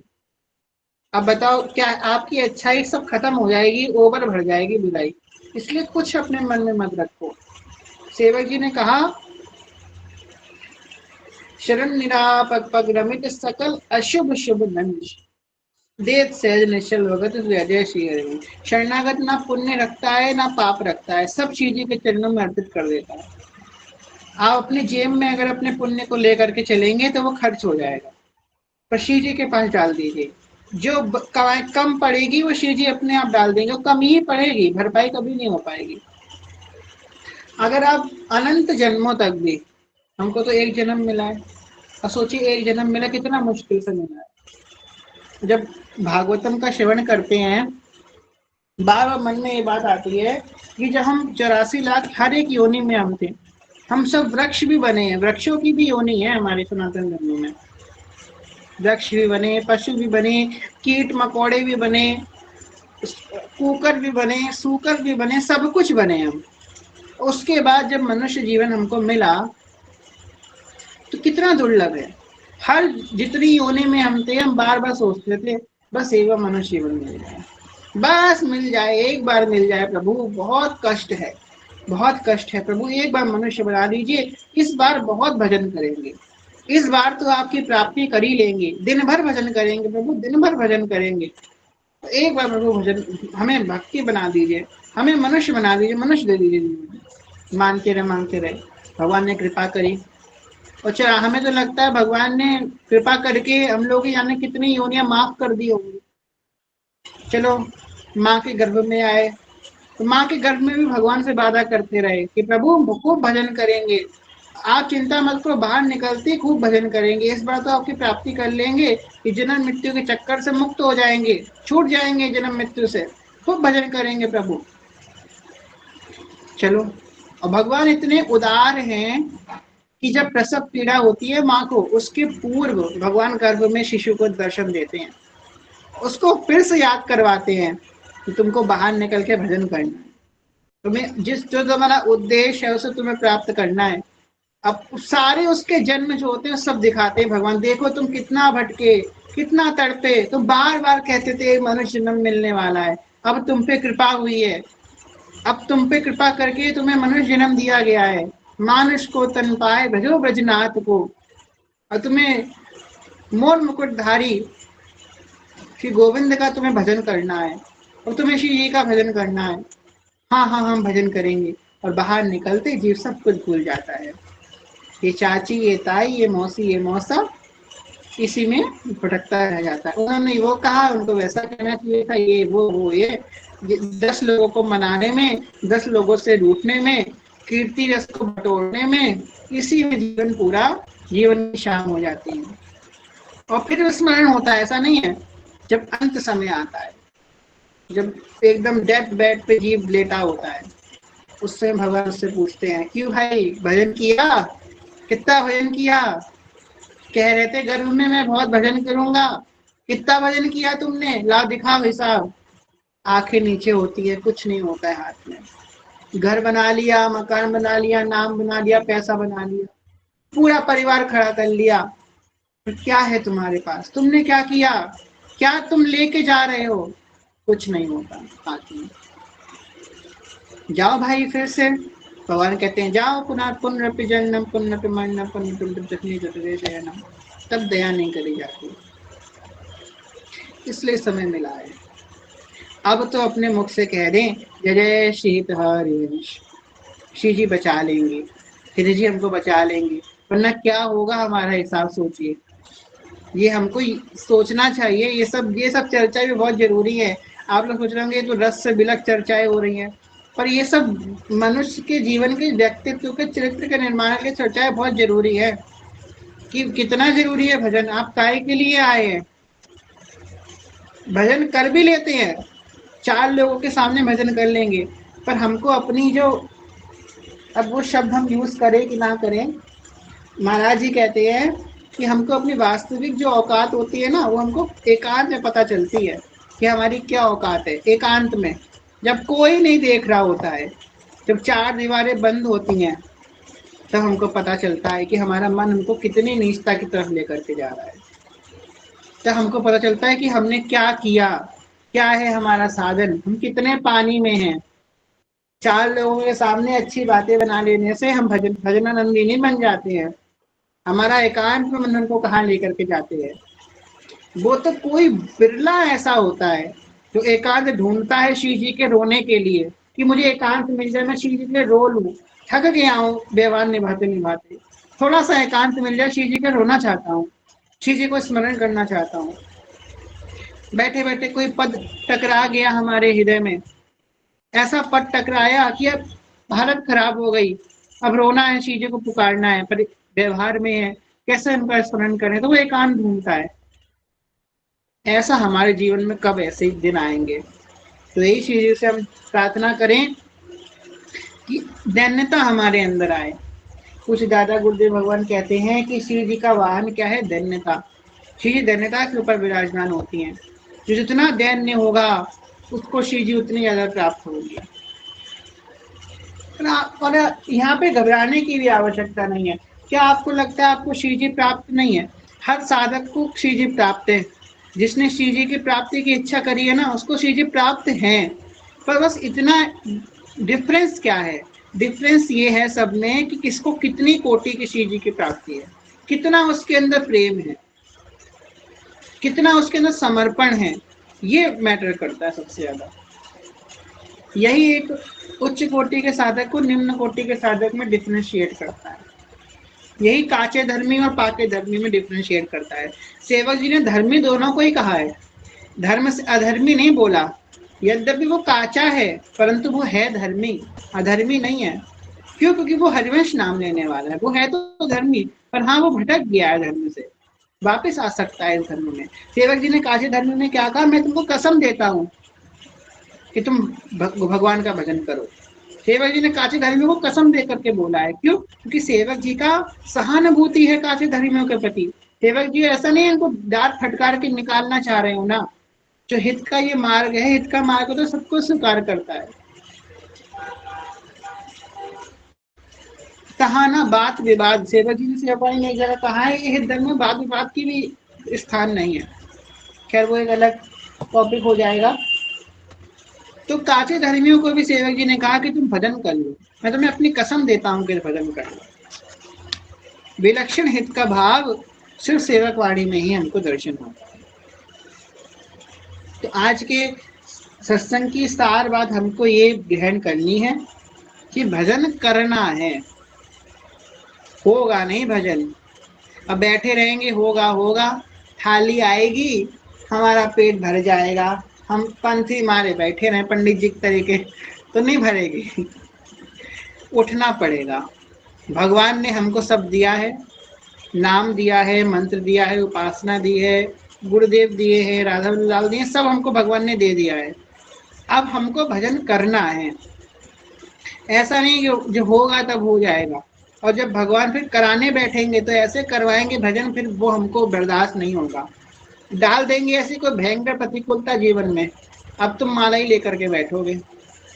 जब आपके सारे पुरुषार्थ काम करना बंद कर देते हैं ना, आप देखते हो यहाँ पे मेरा धन भी काम नहीं करेगा, यहाँ पे मेरा वैभव भी काम नहीं करेगा, यहाँ मेरी शक्ति भी काम नहीं करेगी, कुछ अब काम नहीं करने वाला।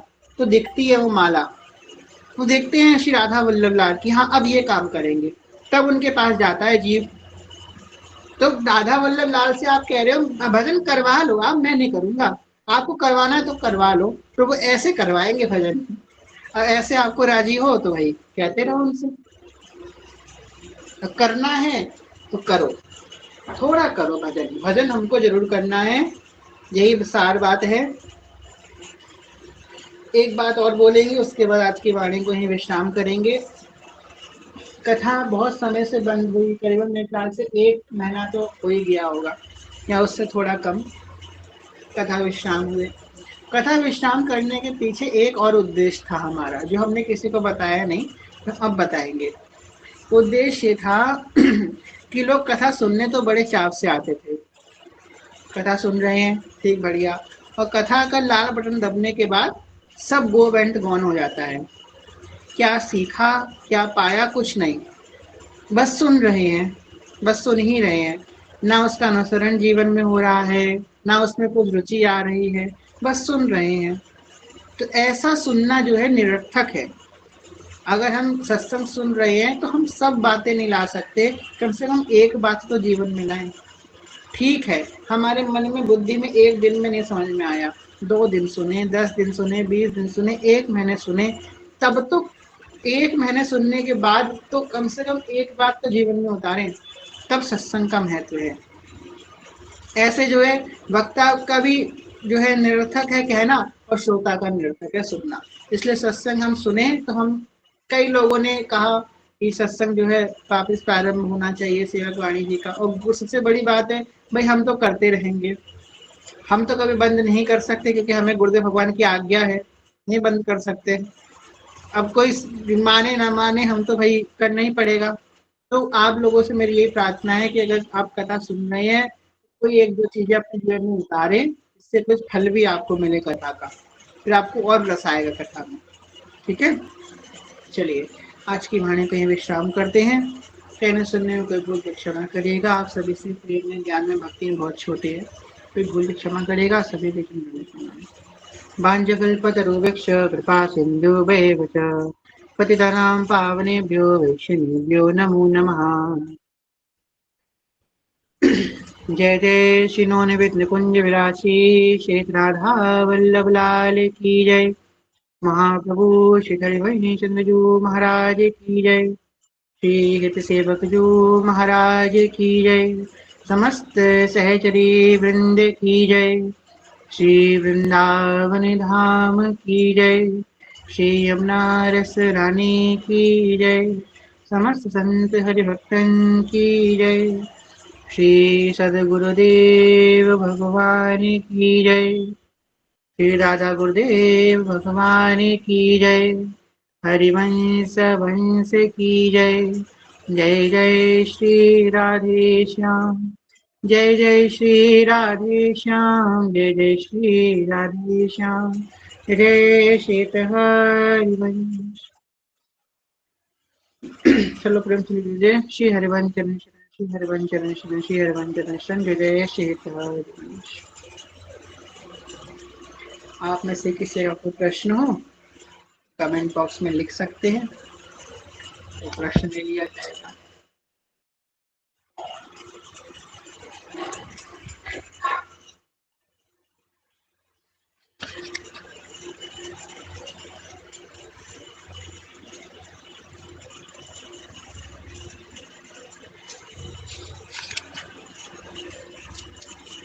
चलिए, हम लोग जो 84 जी के रोज एक पद का गायन करते थे, वो तो हमें अब याद भी नहीं है कहाँ तक पहुंचे थे। अगर आप में से किसी को याद हो तो बताइए, वरना फिर हम थोड़ा देखते हैं, ध्यान लगाते हैं कहाँ से था।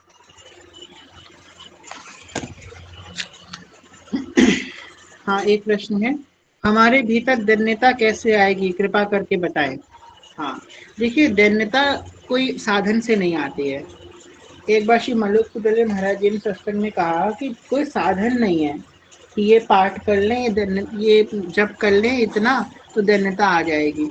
दैन्यता कैसे आती है? भगवान की सेवा करने से दैन्यता आती है। जब हम दीर्घ काल तक भगवान की सेवा करते हैं तो हमारे तो दैन्यता अपने आप स्फुरित होने लग जाती है। दीर्घ काल तक भगवान की सेवा का बहुत महत्व है। देखिए, सेवा सब करते हैं अपने घर में। हर सनातनी के घर में, जो सनातन धर्म में इसका जन्म हुआ है, सबके घर में मंदिर होता ही होता है, सबके घर में होता है। पर कुछ लोगों के मंदिर में काली लगी होती है, धूप बत्ती 10 दिन हो जाते हैं, दीपक ही नहीं जला होता है भगवान का, भोग ही नहीं लगा होता है, भगवान साल साल भर वही कपड़े पहने रहते हैं। वो उसको सेवा नहीं बोलते हैं।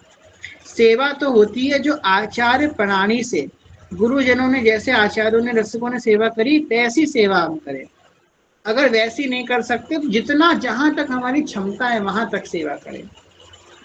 भगवान ने जितना आपको सामर्थ्य दिया है उस अनुसार भगवान की सेवा अच्छे से अच्छी साधक को करनी चाहिए।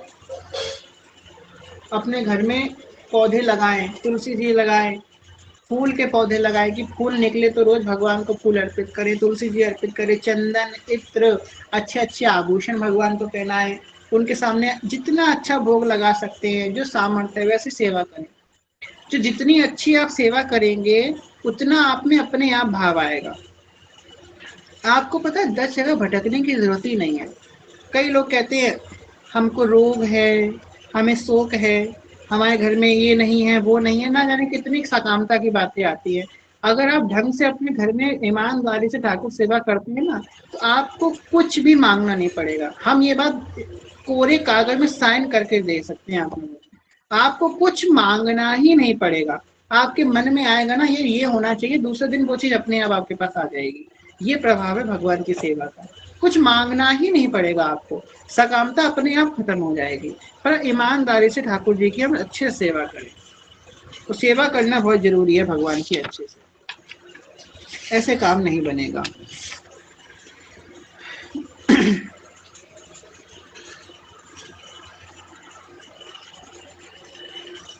हाँ, एक प्रश्न है, भैया कोई वृंदावन कुंज में ऐड होना चाहता है तो उसे क्या बोले, वो कैसे ऐड हो? आप हमें उनका नंबर दे दीजिएगा, व्हाट्सएप पे हम उनको ऐड कर देंगे। भैया, कुछ लोगों के ठाकुर जी को देखता हूँ, वे सब अपने अपने संप्रदाय का तिलक ठाकुर जी को भी करवा देते हैं। हाँ, ऐसा ही करना चाहिए। जिस भी परंपरा से हम जुड़े हुए हैं, उसी संप्रदाय का, उसी नाथ का हमें ठाकुर जी को तिलक लगाना चाहिए, इसमें कोई बुराई नहीं है। भैया, हमें क्रोध बहुत आता है, कैसे कंट्रोल करूं क्रोध ना आए तो? क्रोध आता है काम से। जहाँ पे काम ज्यादा होता है तहाँ पे क्रोध अपने आप आता है। क्रोध इंडिपेंडेंटली एग्जिस्ट नहीं करता है, मतलब वो स्वतंत्रता से उसका अस्तित्व नहीं है, स्वतंत्र उसका कोई अस्तित्व नहीं है। क्रोध अपने आप नहीं आता है, क्रोध आता है काम से। काम से क्रोध की उत्पत्ति होती है। जैसे कि फूल अपने आप नहीं उगेगा, पहले पेड़ उगेगा तब फूल निकलेगा उसमें। ऐसे ही पहले काम उत्पत्ति होती है, फिर क्रोध आता है। तो उसके लिए आपको काम पे थोड़ा नियंत्रण करना पड़ेगा। तो अगर क्रोध बहुत ज्यादा आ रहा है तो अपने काम पे नियंत्रण करें। काम पे नियंत्रण करने के लिए बहुत अच्छा उपाय है कि नाम जप करें, सत्संग करें और 84 जी के पद का गायन करें। तो 84 जी के पद है कि काम अग्नि को भस्म करने वाले हैं। ठीक है। पद 30 के बाद आपने डायरेक्ट 35 बताया था आपने। अच्छा, ठीक है। देहाभिमान कैसे गलित करें? देहाभिमान गलित करने के लिए भगवान की शरणागति हमें धारण करनी पड़ेगी। भगवान ने गीता में भी यही बात बोली है, सर्वधर्म परित्यज्य मामेकं शरणं व्रज अहं त्वं सर्व पापेभ्यो मोक्षयिष्यामि मा शुचः। देहाभिमान तभी गलित होगा जब भगवान की शरण में जाएंगे। जब तक हम कुछ हैं, हम धनी हैं, हम मानी हैं, हम ये हैं, हम वो हैं, रूपवान हैं, गुणवान हैं, धनवान हैं, जब तक हम कुछ वान हैं, हमारे पास कुछ है, धारण किए बैठे हैं अपने हृदय में, हम कुछ लाद के बैठे हैं, तब तक जो है हमारा देहाभिमान ऑन पीक रहेगा। देहाभिमान गलित कैसे होगा? भगवान की शरणागति प्राप्त करने से देहाभिमान पूर्ण रूप से गलित। स्टेटमेंट स्पीकर जी, श्री हरिवंश, मैं बता रहा हूँ, तिलक पूरा दिन में कितनी बार करना चाहिए? तिलक देखिए, सुबह जब हम स्नान करके आए उसके बाद तिलक लगा लेना चाहिए, और फिर बाद में अगर मिट जाए तो आप फिर मुंह धो करके वापस से लगा सकते हैं। ऐसा कोई जरूरी नहीं है कि कितने बार करना है, जितने बार आपकी इच्छा है उतनी बार लगा सकते हैं। अच्छा, और एक बात है, जो मैंने दीक्षा मंत्र लिया ना, वो तो जो तुलसी माला में माला करता हूँ, तब वो जो माला का जो दड़ी है, जो सूता है, टूट जा रहा है, तो धीरे धीरे टूट जा रहा है, तो क्या करूँ? आप एक काम कीजिएगा, आप एक सूती धागा ले आइएगा और उस माला को वापस से आप उसमें पिरो लीजिए। अच्छा अच्छा, ठीक है ठीक है ठीक है, चलिए। श्री हरिवंश,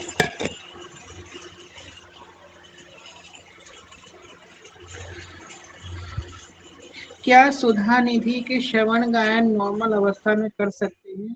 क्या ऐसा करना चाहिए? सुधा निधि कभी भी गायन कर सकते हैं, ऐसा कोई नियम नहीं है। ये 84 जी के पद कभी भी गायन कर सकते हैं, ऐसे ही सुधा निधि कर सकते हैं। श्री हरिवंश भैया, कर्म और पूजा में क्या जरूरी है? पूजा ही हमारा कर्म है।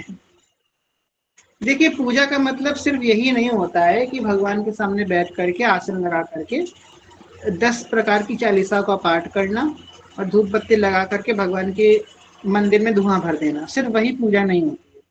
पूजा का मतलब होता है कि हम भगवान का सतत स्मरण करें, भगवान का चिंतन करना, यही हमारी सबसे बड़ी पूजा है।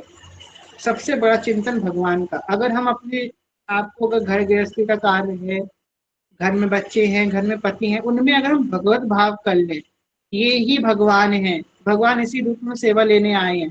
जिस भाव से हम भगवान की सेवा करते हैं, उस भाव से अगर एक बार आप उनकी सेवा करके देखें, आपको वही वस्तु प्राप्त होगी, वही शांति, वही शीतलता प्राप्त होगी। शीतलता भगवान की सेवा करके प्राप्त होती है। जरूरी क्या है? जरूरी है नाम जप करना, जरूरी है वाणिज्य का गायन करना, जरूरी है सत्संग करना। ये 3 चीजें हम बस पकड़ लें, सत्संग, नाम जप और वाणिज्य का गायन। बाकी चीजें अपने आप, पूजा सेवा अपने आप होती चली। तो कर्म ही हमारा, पूजा ही हमारा कर्म है। इन दोनों को हम अलग समझे ही ना। अब पूजा हमारा कर्म नहीं है। इसके आंसर में भगवान ने गीता में बताया कि मेरे 4 प्रकार के भक्त होते हैं। कौन कौन 4 प्रकार के भक्त होते हैं? भगवान ने कहा, पहले प्रकार के जो भक्त होते हैं उनको जीवन में बहुत दुख मिला होता है, तो दुख मिलने के बाद वो मेरी शरण में आते हैं कि अब तो मुझे भगवान की भक्ति करनी है, मुझे बहुत झेल लिया संसार। पहले ऐसे भक्त होते हैं। दूसरे तरीके के भक्त कैसे होते हैं? दूसरे तरीके भगवान ने कहा कि वो जिज्ञासु होते हैं, उनको बहुत जानना होता है कि क्या है भगवान, कौन है भगवान, कैसे लीला करते हैं, क्या ये होते भी हैं कि नहीं है, ये सब उनके अंदर होता है। तीसरे तरीके के भक्त कौन होते हैं? उनको कुछ इच्छा होती है मन में कि ये चीज मिल जाए, हमारा काम बन जाए, तो भगवान की पूजा करते हैं। ये होते हैं तीसरे तरीके के भक्त। और चौथे तरीके के भक्त कौन होते हैं? तो चौथे तरीके के भक्त वो होते हैं जो अपना कर्तव्य समझ के भगवान की सेवा करते हैं। कि भगवान की सेवा करना, भगवान की पूजा करना, भगवान का स्मरण करना, ये मेरा कर्तव्य है। मुझे मनुष्य का जीवन मिला है तो मुझे भगवान का स्मरण करना है। ये मेरा कर्तव्य है, ये मेरा सबसे बड़ा कर्म है भगवान की सेवा करना। जब वो ये समझ के जो मेरी भक्ति करते, भगवान ने कहा कि चारों भक्त मुझे बहुत प्रिय हैं, परंतु चौथे प्रकार के जो भक्त हैं, जो अपना कर्तव्य समझ के मेरी पूजा करते हैं, वो मुझे अत्यंत प्रिय हैं। इसलिए पूजा और कर्म अलग अलग मत समझिए, कर्म ही पूजा है, पूजा ही कर्म है। ठीक है भैया जी, हरि ओम। संस्कृत पढ़ने में थोड़ी दिक्कत होती है, इस कारण से हम YouTube के माध्यम से श्लोक पद लगाकर सुन लेते हैं, कहीं हमसे कोई अपराध तो नहीं होता। जी अपर्णा सखी, आप पहले बता दीजिए क्या कह रही हैं। जी, आपने बताया कि देहाभिमान कलित करने के लिए हमें भगवान की शरणागति लेनी पड़ेगी, पर जी हम अभी तो हमने बोल दिया कि शरण में, लेकिन अगले मोमेंट में ऐसा होता है कि हम खुद से करेंगे, ये भाव जा नहीं पाता। इसके लिए हम क्या करें? अनन्य शरणागति हम कैसे प्राप्त करें? बिल्कुल, बहुत अच्छी बात है। अनन्य शरणागति की प्राप्ति करने के लिए एक तो दिन में ऐसा नहीं होता है कि हमने हाथ में संकल्प लिया और एकदम से हम शरणागत बन गए। वो तो सिद्ध लोगों का होता है। हमारे अंदर इतनी संकल्प शक्ति नहीं है कि हम जो अपनी बात बोले उसमें हम खड़े उतर सके, इतनी संकल्प शक्ति हमारे अंदर नहीं है। तो दीर्घ काल तक भगवान के शरणागत हैं, उसके जो लक्षण हैं, शरणागत को क्या क्या करना चाहिए, जो शास्त्र बताते हैं कि शरणागत को अपना सब कुछ भगवान को समर्पित करना चाहिए। पूरे दिन का जो कर्तव्य है, हमने जो कुछ किया है, वो रात में भगवान के चरणों में अर्पित करना चाहिए। नियमित रूप से भगवान की सेवा करनी चाहिए, नियमित रूप से भगवान का नाम जप करना चाहिए, उनको भोग अर्पित करना चाहिए। जो खाएं उनको भोग लगा के खाएं, जो भाव को स्वीकार करें उनको पहले अर्पित करें, फिर हम स्वीकार करें। ऐसा कुछ ना पाए जो उनको भोग नहीं लग सकता है। उनके रसिकों का संग करें, उनकी कथाओं का, उनकी लीलाओं का श्रवण करें। तो ये जो वैष्णव के जो लक्षण है, इन सब लक्षणों का हम जब पालन करने लगते हैं तो धीमे धीमे हमारा सब कुछ समर्पित होने लग जाता है। तो समर्पण छोटी छोटी चीजों से प्रारंभ होता है, बड़ी बड़ी चीजों से प्रारंभ नहीं होता। आप एकदम से अपने पूरे जीवन को उनको अर्पित नहीं कर सकते हैं, छोटी छोटी चीजें चालू करें। जैसे कि कुछ लेकर, हम कुछ बनाया, हमने तो नहीं खा लिया, पहले भगवान को भोग लगाते हैं तब खाते हैं। कोई वस्त्र लेकर के आए अपने लिए, पहले भगवान को अर्पित करते हैं वस्त्र, फिर हम धारण करेंगे। इस तरीके से छोटी छोटी चीजें हम भगवान को अर्पित करना चालू करते हैं तो धीमे धीमे ये चीज बड़ी बड़ी चीजों में अपने आप यह भी आने लग जाती है।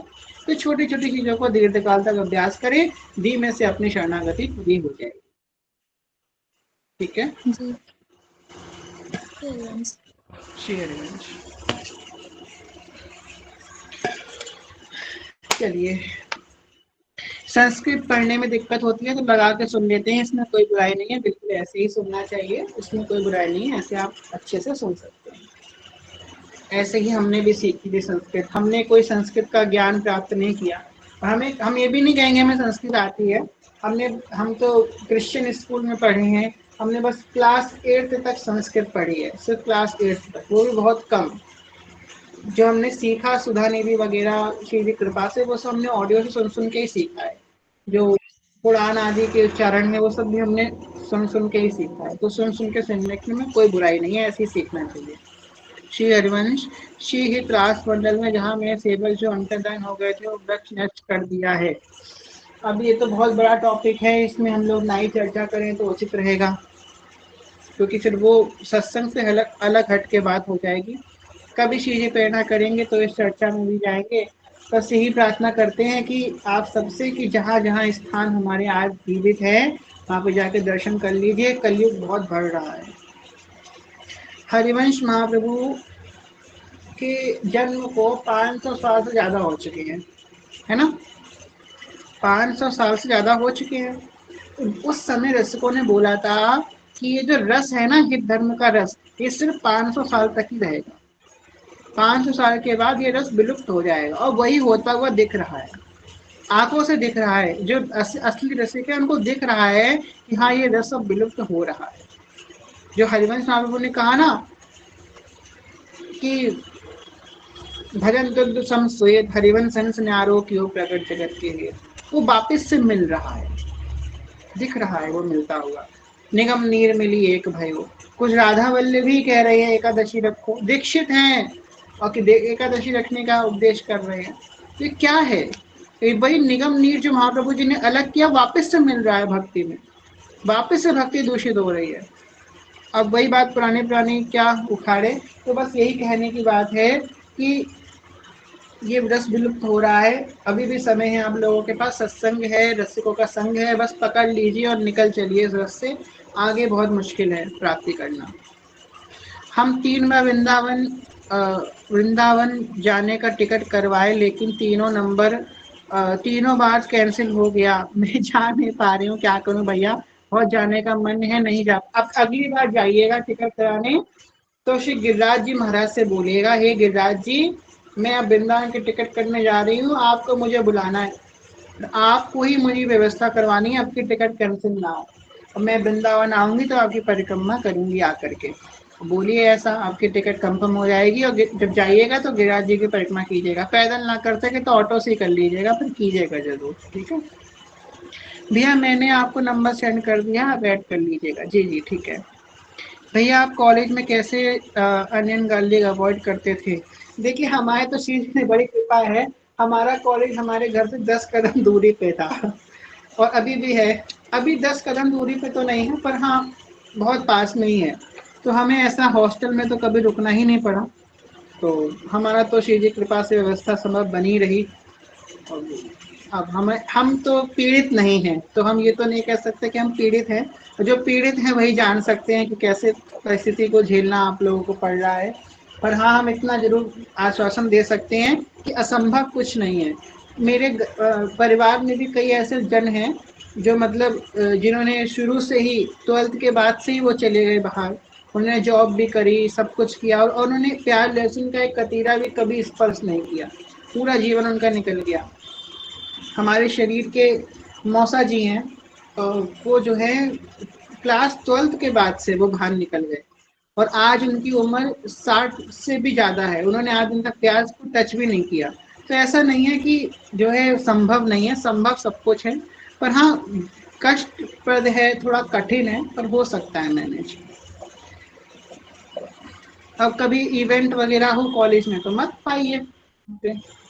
श्री हरिवंश सखीजू, मन बहुत परेशान करता है, बार बार गिर जाती हूँ, भजन में मुझमें सामर्थ्य नहीं है सखीजू। कथा में रोज आइए, सब मिलेगा सामर्थ्य, सेवक भी सबकी लाज रखेंगे। राख मन भरोसे तोहे पोषी है शिराधे, किशोरी शरण शरण मिटी है भवबाधे। भरोसा रखो, श्री जी जरूर रक्षा करेंगी, आपकी भी, हमारी भी, हम सबकी। श्री 84 जी में हर पद में आखिर में जय श्री लगाए, उसका थोड़ा बता दीजिए। तो जय श्री क्यों लगाया गया यहाँ पे? जब जय श्री हित, ये बात सेवक जी ने बार बार इसलिए बोली कि जो हित की छाप, सॉरी महाप्रभु जी ने ये बात इसलिए बोली कि जो हित की छाप श्री महाप्रभु जी को प्रिया जी ने दी है, उस हित की छाप की श्री महाप्रभु जय जयकार कर रहे हैं, इसलिए जय श्री हित हरिवंश।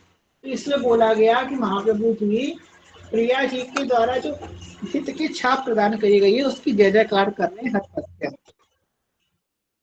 श्री हरिवंश भैया, यदि कोई अपने गुरु घर जाए तो उसकी उनकी कृपा से, उनकी कृपा पात्र को क्या करना चाहिए जिससे गुरुदेव भगवान को प्रसन्नता हो?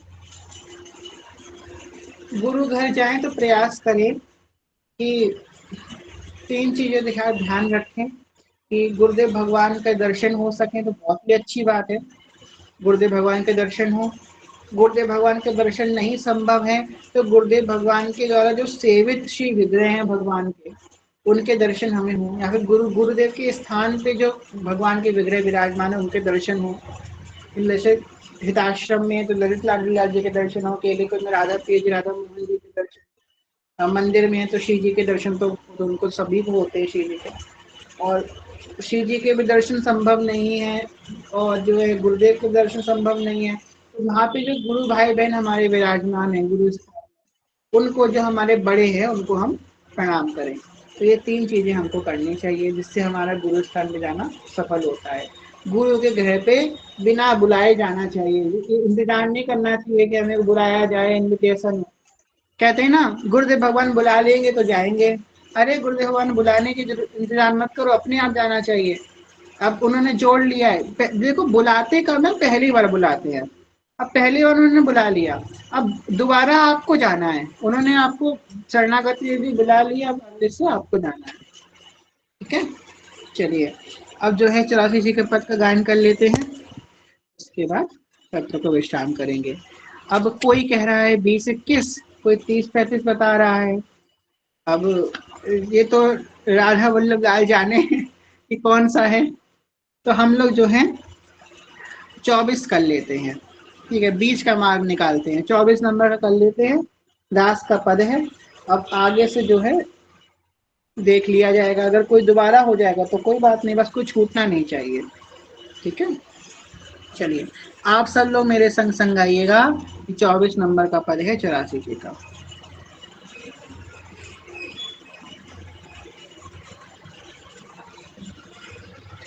आजू गोपाल रास रस खेलत, पुलिन कल्पतरु तीर सजनी। आजू गोपाल रास रस खेलत, पुलिन कल्पतरु तीर सजनी। शरद विमल नभ चंद्र विराजत, शरद विमल नभ चंद्र विराजत, रोचक त्रिविध समीर सजनी।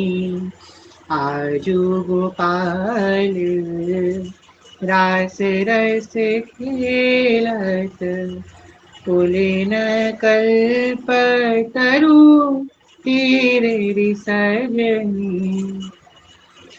चंपक बकुल मालती मुकुलित, मत्त मुदित पिक कीररि सजनी।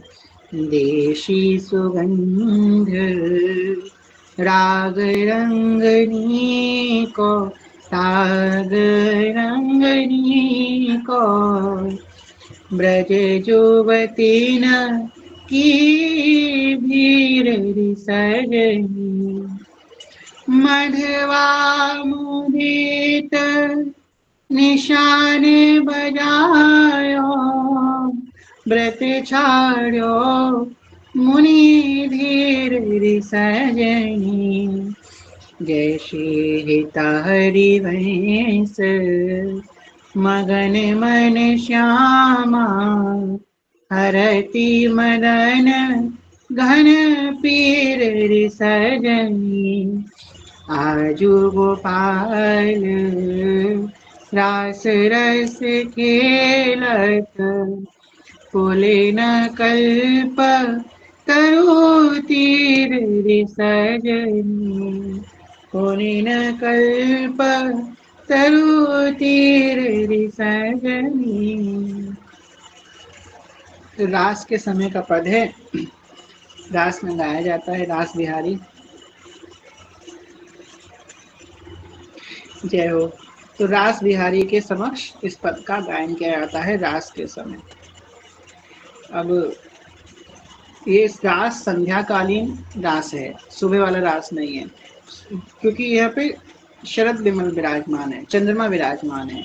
तो जो रात शरद वाला जो रास है, चंद्रमा वाला रास, उसमें ये पद गायन करना है। तो चलिए आप लोगों को एक सरप्राइज देते हैं। कल हमने आप लोगों से याद है, हमने आप लोगों से कहा था कि अब जब दोबारा कथा प्रारंभ होगी लास्ट टाइम, तो हम आप लोगों को मेघ मल्हार सुनाएंगे। ठीक है, आप लोगों को कल हम मेघ मल्हार सुनाएंगे राग में। ठीक है, श्री जी कृपा से श्री जी ने थोड़ा सिखाया है, तो वही आप लोग को सुनाएंगे। नयो नेह नवरंग नयो रस, नवल श्याम वृषभानु किशोर। जय हो जय हो। चलिए कल गाएंगे अच्छे से। तो आज की कथा को ही विश्राम करते हैं। मेरे ख्याल सबके प्रश्न भी अब हो गए हैं। अब जो है शीरे को शयन करवाएंगे। चलिए जय शीत हरिवंश। अखियों में नी